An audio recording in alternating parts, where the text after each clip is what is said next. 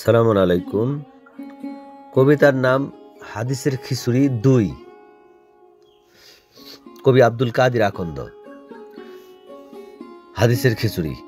ভেজাল জিনিস কেউ চায় না, সবাই চায় ঠিক, কিন্তু দিনের কোথায় যেন ভেজালই সবচেয়ে চিক। আল্লাহ দিয়েছেন পরিপূর্ণ দিন, কুরআন যার নাম, তবুও মানুষ বাড়ায় কথা, বানায় নতুন বিধান। রাসূল ছিলেন পথ দেখানো, ছিলেন আল্লাহর দাস, তার কাজ ছিল বুঝিয়ে বলা কোরআনের প্রত্যেক আয়াত।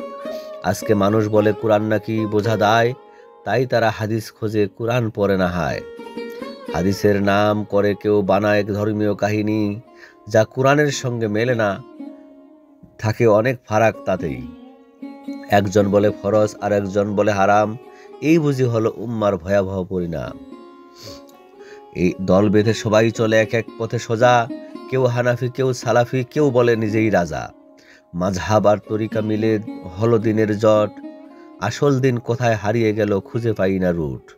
কোরআনকে বাদ দিয়ে বানালো হাদিসের জঙ্গল, যেখানে ঢুকলে বেরোতে হয় ভুল ভুল পথে, ভুল সম্বল।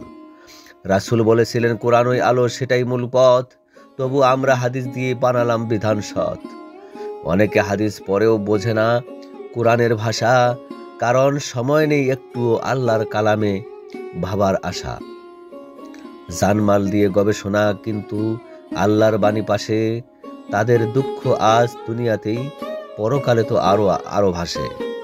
এত হাদিস ঘাটে মানুষ, মনের মতো খোঁজে ফতোয়া, এক এক জনে এক এক মত, দিন হয়ে যায় দোতলা বাড়ি আর হাটে চত্বর। যার যা পছন্দ সেইটাই নেয়, বাকি সব বলে বাতিল।